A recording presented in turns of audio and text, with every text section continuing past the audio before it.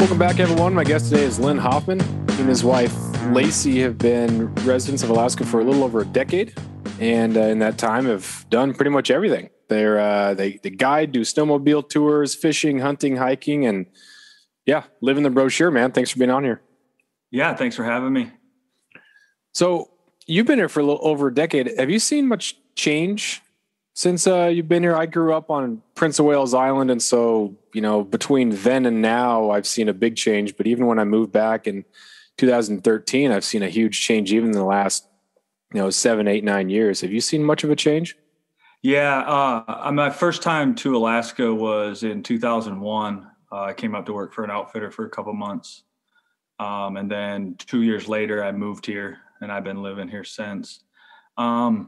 Yeah, I mean, it's man, it seems like it changes constantly, really, as far as regulations, things going to draw, and then game populations.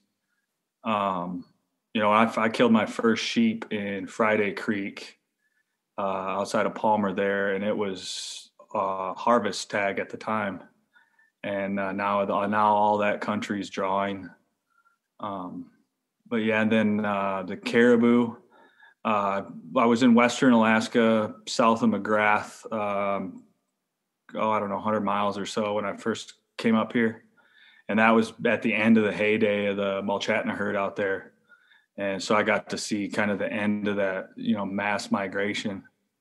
So it was cool to see that. And now for, I don't know how many years, all of those caribou had a big die off.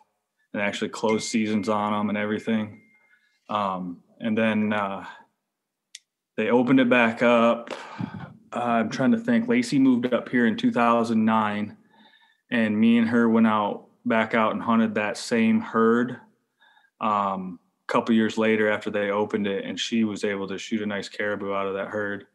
So it was kind of cool to see it, coming back enough to where we can hunt it again. And from what I hear, it's even growing even more. Yeah, that's kind of what in the old unmanaged days, you'd have, boom and bust. Whereas now we're just trying to get the management towards more undulating between, strong versus, okay, maybe not so strong. So we have to do some regulations, but you've hunted a lot down south. So when you come back, even with these changes, are you just like, oh, I'm so glad to be back home because everything is so chaotic down there? Yeah, 100%. I do, I guide elk hunts in New Mexico and then mule deer in South Dakota. And, up here you can still get away from people. I mean, every once in a while you're going to see people, but like where I go, places I go sheep hunting in the Brooks Range, man, I haven't seen another hunter in 3 years, I think. And you go down there, you're fighting over top of people for elk, and it's a kind of a goat rope. Is there anything that's like consistent as far as like a skill or an ethic or something that hunting in South Dakota or New Mexico that also kind of applies to Alaska? I mean, it's so different, but there are some like universal hunting skills or things. Yeah, I mean that's why going down there, it helps extend my season. Because the season's, kind of cut short compared to the lower 48 up here, winter, of course. But it's, the elk and mule deer that I mainly do. A lot of the early elk, because we're still, bugling them in and stuff. But it's a spot and stalk hunt. I call the mule deer a poor man's sheep hunt because it's pretty much you're hunting them kind of the same exact way. But it's not as many miles, not as steep where we're at and stuff like that. But and I get to go back to a hotel and somebody cook me food. So. Yeah. When I was in Wyoming in October with my fiance hunting mule deer, we were in a spot that was just one of those little sections that we thought might be overlooked. And on the opening day, there's like an orange vest hatch. It was crazy. Yeah. But, there's just people and everywhere. Nothing's overlooked. And it took us 4 days to finally see, it had been kind of warm. So it took until we got the snow to finally see something. And we both got mule deer in the same day, a couple hours apart. But it's just chaos. Seeing all that orange, you really know why you need to wear orange because it's pretty stinking dangerous, it seems. Yeah, for sure. Well, in New Mexico, we're not required to wear orange there. but I still wear it. You know, I'll wear an orange hat or I'll wear an orange vest or something. Just, you know, if I'm in a, you know, on a stalk or in an elk or something, you know, I might not have it, but like, especially during the cow seasons, the later cow seasons, there's a lot of people moving around, and, you know, people get trigger happy real fast. Yeah.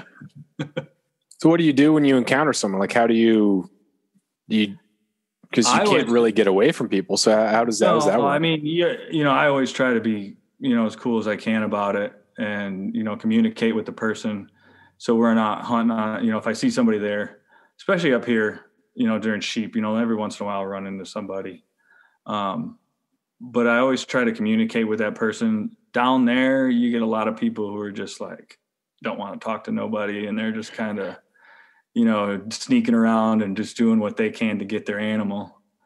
But sometimes, I mean, you know, it'll work in your favor, and they'll push an animal to you. You know, you get set up like, oh, I know this guy's going to blow this out, and, you know, they'll turn and come to you.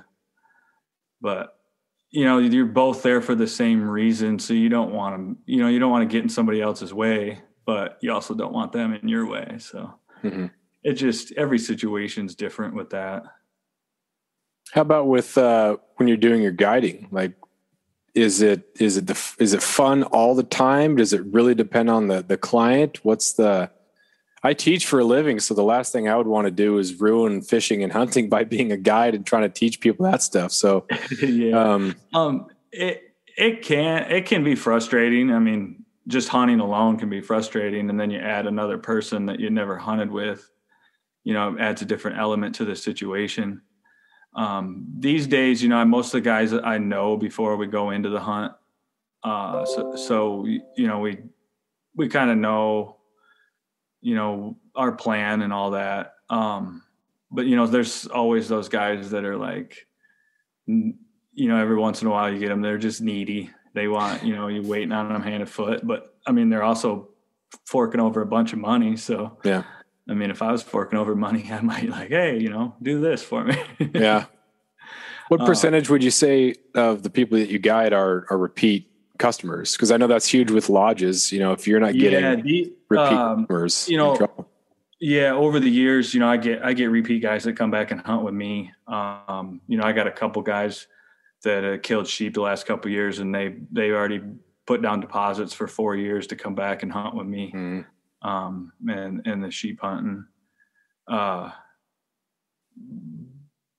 I'm now, you know, when I first started, I would never get repeat guys, hardly. The mule deer and elk, you'll get more, because it's more, and I mean, it's more popular hunt and cheaper. And then the sheep hunts, I'm starting to see a lot of guys, you know, sign up 4 years for the next hunt. When you hunt sheep yourself, is that the way you guide, or do you have to keep this sort of, all right, I don't know who this person is, or I do, but I can't hunt it exactly how I want to, and I got to feel things out? Or is it, is there a difference at all? Well, generally when I'm hunting, you know, with myself or, you know, a friend or my wife, most of the time we're hunting harder, just physically, you know, the physical aspect of it. Cause I usually hunt at the end of the season. So I'm in really good shape. But the only, you know, the hunter's physical, what am I trying to say? I guess, lost it for a second. But I mean, how well they're trained for the hunt dictates the hunt more than anything. You know, if they come into a sheep hunt and they're not in shape, you got to hunt a totally different way. Do you give them like a program or anything like that? You got to be able to do this. And then if they show up and haven't done that, but they, you know, have $2,000 in gear, are you like, well, we're going to have to give you the abbreviated version, even though you're all decked out because you're not in shape? Or do you just recognize that and then pretend like it's the real program? Yeah. I mean, you just pretend that it's a real program most of the time, you know, they know if they're in shape enough or not. So you don't really have to, you know, tell them that or hide it. You know, I always talk to my sheep hunters before the season, Like, this year I got two guys that the one's a repeat. And so he knows the game. And the other guys, I've been talking to them about a training program, basically just putting on pack with weight and getting your body, your core and everything used to that weight. That's what gets most people. And then the side hilling, getting on a Stairmaster and walking sideways and walking backwards. A lot of people don't realize how much that helps in the mountains. So if you don't have mountains to train in, that's, in my opinion, the best way to go about it. That side hill thing is down here in Southeast. We got that. It's really slick alpine, but we don't have that shale, finely settled stuff. That's got to be kind of a mess to hike through. Yeah, I mean, especially guys, you're not, the first time into it. Every time you take a step, you're moving. There's no solid footing in a lot of that sheep country. But yeah, I mean, the number one thing guys struggle with when they come up there is side hilling, and it's just because your feet and legs are not used to it. Mm-hmm. What about being in shooting shape? Have you had people who are just dialed in and are great, and then other people who aren't really comfortable, or what about the shooting shape for that? And what like yardage on some of these shots? What can you expect if you're going up there? I try not to shoot over 300 yards on any animal. Bears is even closer. My theory is if you have to hold off the animal, then it's probably not. We probably need to get closer. And that's all. Each hunter's different. I had a guy. You always get that guy that's like, oh, I'll shoot 1,000 yards from the bottom of the valley. And those are the guys who usually can't shoot. Mm-hmm. But this year on one of my elk hunts, I had a guy who I knew who shot at long distances. He practiced at 600, 700, 800 yards. And those guys that have taken the time and practiced at it, I will let them shoot usually longer, especially if it's somebody that I know. But I had a guy this year, 583 yards on an elk and dropped it right in its tracks. But I knew he had the right gun for it. He had the right scope. He's practiced. He's put a lot of time into it. So I felt confident in that. Have you had people that like ignored you? You said, that's not a good shot. And then now I'm going to take it. I've had arguments with hunters, but I've never had a guy just pull up and shoot, I guess. And I mean, honestly, I don't remember that a distance has actually kept us from getting an animal or getting an opportunity at an animal. Usually on the sheep, man, you wait them out. They'll come to a spot where you can get to them pretty good. I would think if people are paying the money that they would listen to you. I got some charter buddies down here that people always want to chime in. Well, last year we were catching kings out at Flat Rock. It's like, okay, why don't you tell me where to go, right? Because you've been here for 4 days out of your life. I'm the guide, but they can't say anything. They're just like, yeah, we're going to try here anyway. But it would be a nightmare for me. But I'm sure it's a lot of fun and rewarding. And does it still feel fresh when someone gets their first sheep or their first elk? Yeah, every time. It's that's pretty much why I love doing it so much. It's like that moment, like. There's a lot of these people, that's the hunt of a lifetime. They're never going to do it again. And, they've been dreaming about it. Pretty much, part of the reason I moved here is because I wanted to kill a Dall sheep. I saw it in a magazine when I was a kid, and I was like, one day I'll hunt one of those. And after coming up here, I realized like the only way I'm going to afford to do it is move here. So, but remembering that feeling when I shot my first one, and when me and Lacey, we doubled up on rams 2 years ago, I was still like that. It's the greatest feeling ever. And so when you see a hunter, put in that much time and effort into it, and see that look on their face when they walk up to their animal, it's pretty special. After years of fine print contracts and getting ripped off by big wireless providers, if we've learned anything, it's that there's always a catch. So when I first heard that Mint Mobile offers premium wireless starting at just $15 a month, I thought, what's the catch? But after talking to them and using their service, it all made sense. There isn't one.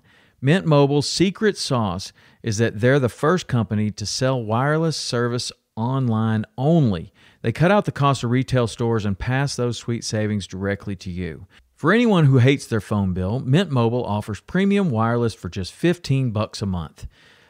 I was hesitant about having to get a new phone and a new phone number, but with Mint, you can use your own phone with any Mint Mobile plan and keep your same phone and your same phone number along with all of your existing contacts. Mint Mobile gives you the best rate whether you're buying for one or for a family, and at Mint, families start at 2 lines. All plans come with unlimited talk and text plus high-speed data delivered on the nation's largest 5G network. Switch to Mint Mobile and get premium wireless service starting at just $15 a month. To get your new wireless plan for just $15 a month and to get the plan shipped to your door for free, go to mintmobile.com/waypoint. That is mintmobile.com/waypoint. Cut your wireless bill to $15 a month at mintmobile.com/waypoint. Do you do any filming or photography, or is it just kind of a basic, you get this thing done? Yeah, I mean, a lot of pictures. For sure. I always, when a hunter kills an animal, I like to get up to the animal and take pictures of them walking up on it. And you get some really good shots, just natural shots, you know. It's like you try to set it up afterwards. It never turns out like it should. Yeah. I watched some of those shows, and it looks like some people are so into making, I love watching those hunting shows. Some of them are, you know, a little bit outrageous, but it seems like it's more about making a show than it is about the experience. And I wonder, like, man, is it fun anymore? Or is it just about the production? I've seen a lot of fly fishing stuff where, you know, they're pitching, they don't even have the fish in the net yet. And they're already, you know, saying, oh, thanks to this leader or this fly or, you know, this net brand. And like, you're doing the advertisement when the whole point of being out there is landing this fish, man. Yeah. I've guided a couple film crews before, and it definitely seems like it's just more about the production sometimes than the actual hunt, you know. And as a guide, it gets frustrating because they're, you know, you got to get this shot. I was like, no, we got to hunt and we got to get this animal, you know, like that's what we got to do. Yeah.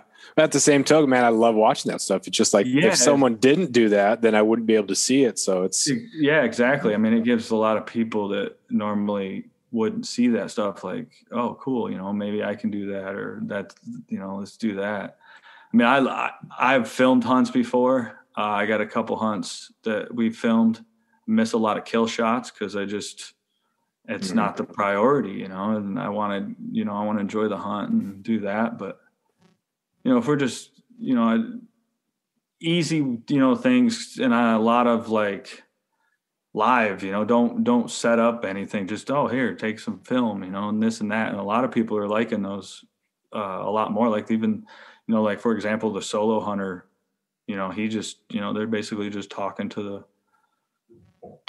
camera and playing it by hunt. Yeah. I don't know which one it is, but in the intro, when he says, if I lose another animal to these damn cameras, I'm like, wait, that's the whole show though. Like, yeah, there you go. Yeah. But you know, if you've killed that many animals and you have that much experience, then that could be like the next thing.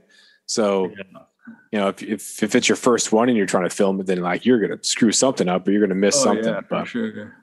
Yeah. And it's super cool to film something and then put it into a video. And then you always have that to look back on. And, you know, you're bored on a rainy Saturday. And you're like, oh, let's relive this video, you know? Yeah. It's pretty neat. Sometimes the ones that I have are so bad, it's just fun to laugh at it. Or I have like 30 minutes of B-roll and then like 2 seconds of the fish being released because I didn't want to go set up the camera and then cast like for a steelhead, you know, like you're burning your entire memory card on just casts that you don't catch anything, but yeah, it's pretty fun. So, yeah. Love-hate relationship kind of. Yeah, for sure. What else have you, about the quality of life? Cause we have an off season that's different than the off season down south. Everybody's, you know, shed hunting and turkey hunting now. It's kind of, and then talking about tags and whatnot and the draws. What is it about the year-round lifestyle in Alaska that really keeps you here? Obviously, it's cheaper to go on the hunts and whatnot, but it's just not as predictable as down there. So, what is it about where you live that really makes it rewarding and fun? Well, I mean, the winters are tough, can be tough for people. There's not a whole lot of hunting. And even if there is, it's pretty dang cold sometimes. But I grew up snowmobiling too back in Michigan. And so that's pretty much what I do all winter now. And the way I got my guidance set up, I pretty much off work from January till bear season starts in April. And so I spend a lot of time in the mountains on a sled and, doing all that. And this year kind of changed a little bit. Me and my wife just had a baby. Yeah. Congratulations. Yeah, thanks. So that's been doing that the last couple months instead of snowmobiling this year, but I got out a couple times. But yeah, that was like the one, when I moved Lacey up here from Georgia, that was the one thing I was worried about because she'd never even experienced a winter. And if you don't, you got to find something to do up here, else you can go crazy in the winter. Right. Yeah. But she adapted to the snow life pretty well and loves it too. Yeah. Southeast, we have the rain and we don't have any access to, I guess in Juneau, you could go up there and you could do some skiing. So it can be pretty rough, but again, we have, pretty good steelhead fishing and it's not totally snowed in and it's not as dark as it is up there, not as cold, but it is wet. So it's definitely that trade-off. But yeah, that winter can be tough. You got to find something to do. Yeah. Are you able to get a good look at mountains, and is the snow machining just like for fun or is it for scouting, or what's your just for fun, adrenaline rush mainly. But it's cool to explore. You can go, in a winter on a snow machine, you can pretty much go anywhere your gas tank will take you. But there's been places I've gone and checked out in the winter on a sled for hunting and, stuff like that. But as far as, finding animals and where they're at, they're pretty much, most of them are pretty much out of the mountains. You're not going to really, it's hard to see sheep and find sheep and stuff like that. But, checking out new areas, I've definitely done that a bunch of times on a sled. Yeah, I'm sure it looks a lot. It always looks different in person than it does on Google Earth or on X. And I'm sure it looks way different too when you have the snow as well. But you can look at some of those sheer rock cliffs and think, oh, that's real deal. That's angry. But, yeah. Definitely, find, places like passes that you can think you can go over, like you can go check those out. I'm like, I could probably hike that, or like, no, it's not worth the legwork getting back in here, Yeah. So you got bear program heading up. You're heading up in a couple of days. What's that going to look like? Yeah, I'm flying down to King Salmon actually tomorrow morning. And then I got a 16-day bear hunt, the 10th through the 26th, I believe. So I'll be down there doing that. And if I kill out early, I just got one hunter. If I kill out early, I might just stay out there and try to get one for myself. I've never actually killed a bear for myself in Alaska, really? Brown or black. Wow. What, five sheep, but no bears. What's your client looking for? Or is that, they all want 10 footers, but 9.5 or bigger.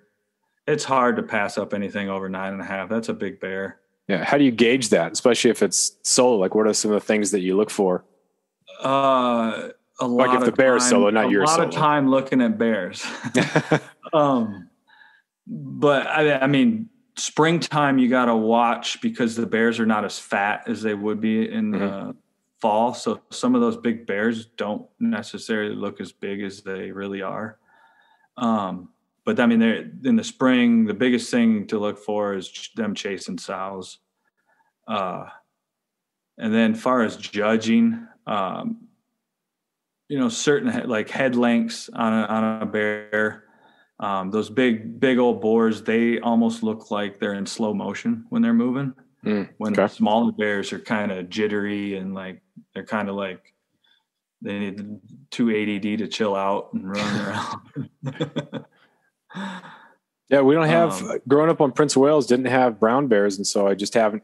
I've seen some kind of around, but not up close, and I've never hunted them. So it's just a different adjustment between black bears and brown bears. Or is there not? I mean, are there any common characteristics or things that would? As far as telling boars and sows, the boar's got that blocky face. Sow will have a more of a pointy round face. As far as that, and then when you're looking for a big mature bear, the ears tell a lot. If they look like they got Mickey Mouse ears, that's a small bear. Mm-hmm. And then the big boars, their ears are almost look like they're falling off the side of their head, and big space in between them. Mm-hmm. And then that walk, those big boars, like you can't. Once you see one for the first time, you're like, holy cow! Like, okay, now I get it. Yeah. What's the tactic or what's the program for that down here southeast? I think a lot of areas for black bear, just those tidal flats, looking for the grass, looking for some skunk cabbage patch, things like that. Evening, early morning. What's the brown bear program? It's sit and wait and glass and wait and glass and wait and glass. We don't hike around much, move around much. Just dropped off of the plane and just basically hang out right there. The spot I'm going this year, there's a couple 100-foot spotting knob that we can climb up to. It's like 500 yards from our tent, and basically just go up there every day and look for bears, and we can even glass from our tents. So it's kind of nice. Mm-hmm. But I mean, it gets pretty boring sometimes. Mm-hmm. If we're halfway through the hunt and not seeing anything, then I'll start hiking out and looking a little more. The biggest thing with those big boars is scent. And you start spreading your scent around, they smell you. You're not going to see the bear. You'll still see small ones and stuff, but those big boars, once they know you're there, they won't come around. Springtime's a little different because with the chasing sows, every once in a while they don't care, and they'll just keep following her.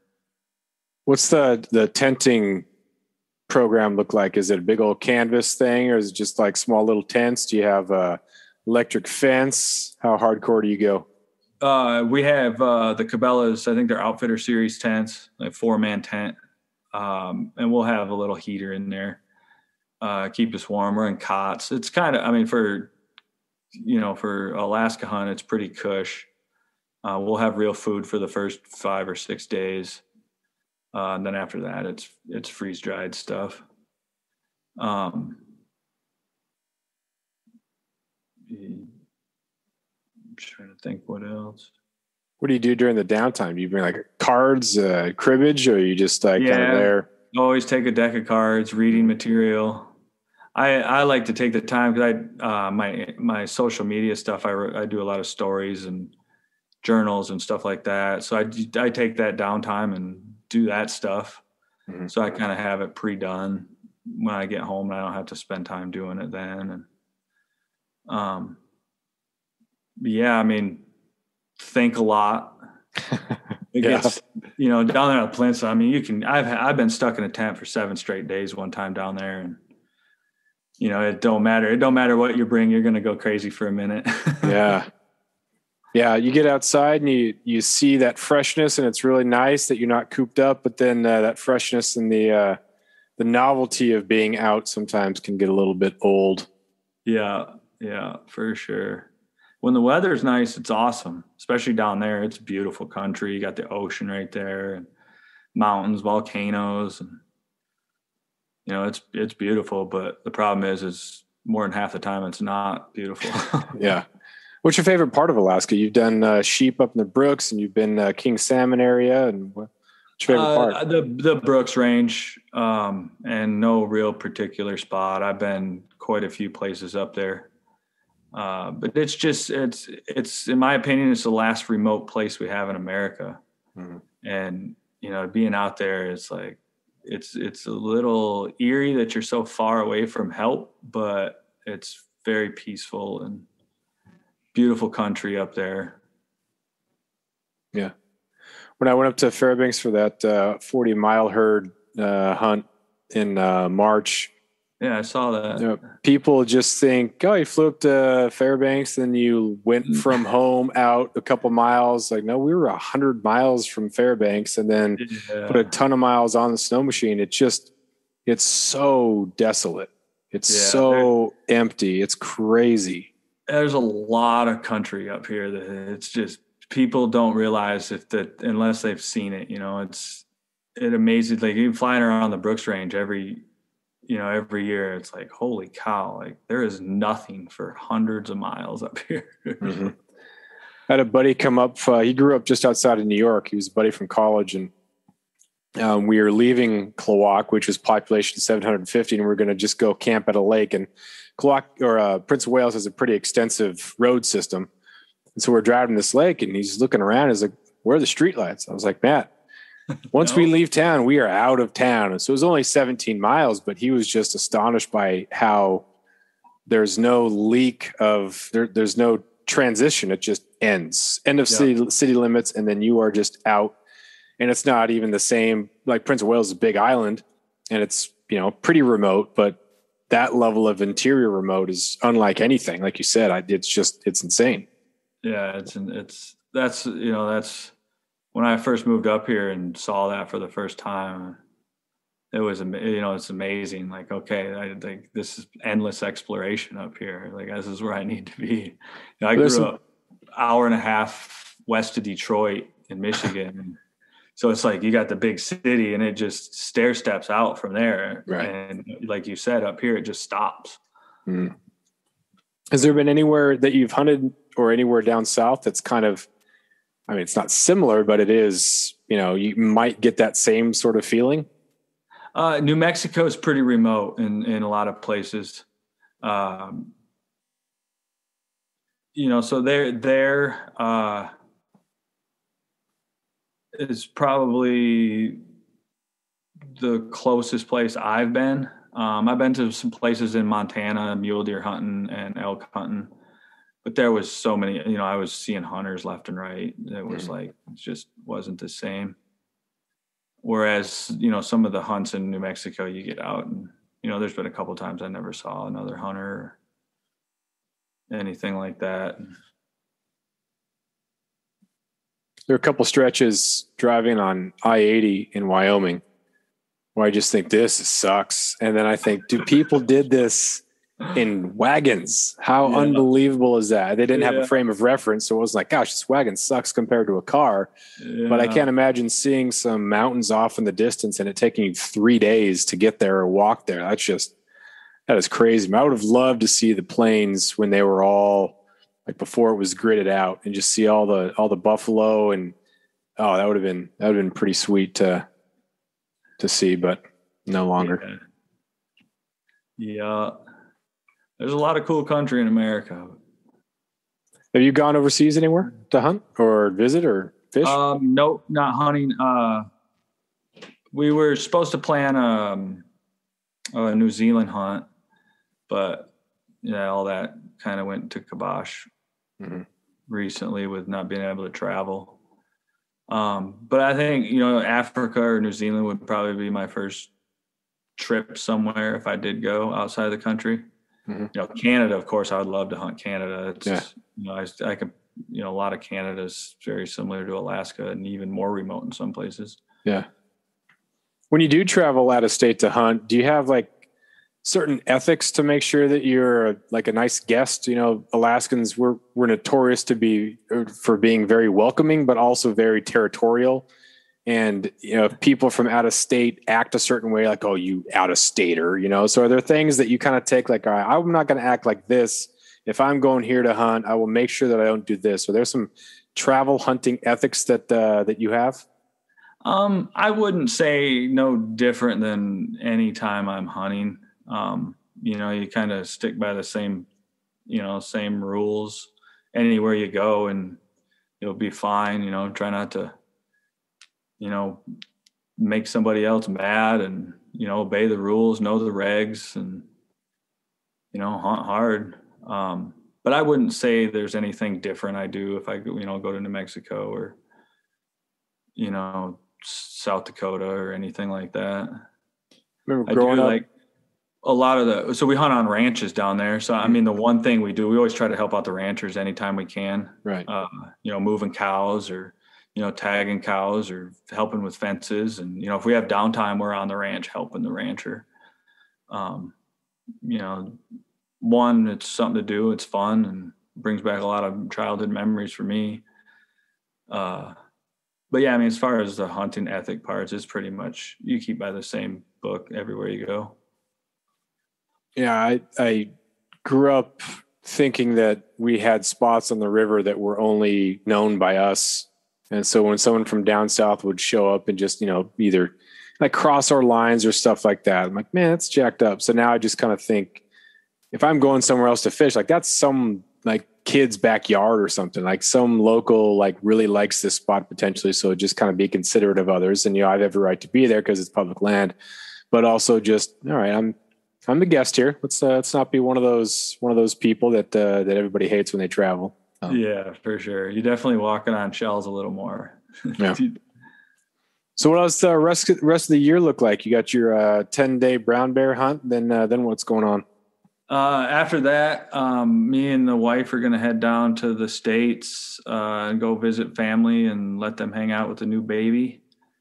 We're going to go to South Carolina, Lake Hartwell, for a week and a half with both of our parents and hang out on the lake and do some fishing and then commercial fishing in Bristol Bay, end of June. And I'll fly back up here and go into that. Lacey's a teacher, so she has a summer off. She's going to stay down there an extra week and hang out with her family, and then she'll end up coming back up after that.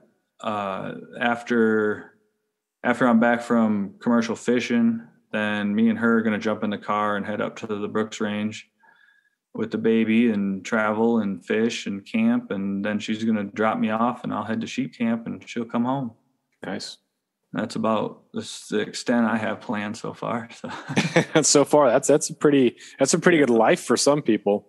Yeah, it's fun. I love it. I love the traveling and hunting different animals and fishing different places. And it's guidance given me a huge opportunity to do a lot of hunting and fishing that I never would have been able to do personally. Mm-hmm. So I try to take advantage of that as much as possible. When you get close to going back down south, do you get like specific food cravings? Last week, I was craving like a good honey barbecue chicken wings. We don't have wings here. I'm like, oh my gosh, I want wings so bad, but we don't really have good wings there. Do you get some weird food cravings in anticipation of headed south? Well, definitely the wing thing. Yeah, you don't really have like the place to go to for wings here. There's a couple good places in Anchorage, I guess, but you can find better ones. I feel. But in New Mexico, we get a lot of Mexican food down there, like good Mexican food. And we actually, one of our chefs at the lodge I stay at, he's Mexican. And so we get the real authentic, like good stuff. Driving through Kansas, Oklahoma, you try to pick up some barbecue somewhere. And, But yeah, I mean, it seems like each place has, something you got to stop and eat somewhere. Yeah. My brother was stationed in North Carolina. He's in the Navy. So when I went back there to visit him, I had the pulled pork. And that East Coast pulled pork, a lot more like vinegar based than more of your St. Louis barbecue. But man, it was so good. Everywhere we went, I was like pulled pork and with the slaw, and the slaw was a little bit different, but oh gosh, it's so good. And then going to college in Tucson, just that real authentic Mexican food. Man, you just can't beat it. No, it's good for sure. What's South Dakota? What's their food thing? Beef steaks. Oh yeah. That makes sense. Yeah. There's we base kind of out of Pierre, and there's 3 really good steakhouses that we just kind of rotate through the week and go get a good steak. Nice. But yeah, for sure there. It's it's the rancher farmer kind of lifestyle there, then hunting and fishing that big lake right there. They got a lot of good fishing there. Mm-hmm. What about cooking your kill? What's the best favorite recipe for your animals? Just salt and pepper, and fry it in a pan is the quickest, easiest, and probably most common way that I'll cook it. Quick, easy, and it's delicious. Mm-hmm. I just bought a smoker a couple weeks ago, and we did a sheep roast and an elk roast, and man, those turned out so good. So was it a smoker or one of those things that can do both? What's that? Is it a smoker or one that can do both? It's both. It's gas on one side and smoker on the other.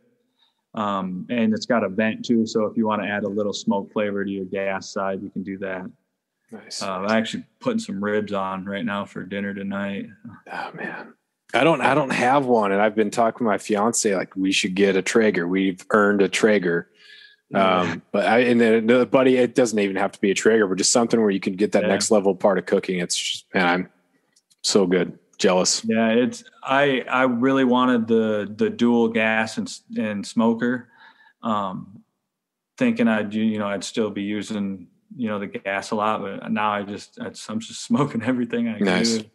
Nice. And I did use the gas the other night to cook some steaks, but cool. Yeah. It's good. Well, man, I bet you got some last minute packing and stuff to do, and you got ribs on the grill, so I won't keep you with that. So thanks a lot for being on here. Do you have a little pitch or anything you want to do as far as pitching people to follow you or the guide service or anything like that? If we got a pretty good social media following. I try to keep up on stories from my hunts on there. So if you want to follow us there, it's the Hoffman Life. And then we have a YouTube page too, the Hoffman Life. But yeah, as far as that, I think I'm good. It was good talking to you, and thanks for having me. Awesome. Well, thanks, man. Take care. Good luck. And I'm sure I'll be seeing some good stuff from you on the social media. Yeah. All right. Thanks, Jeff. See ya.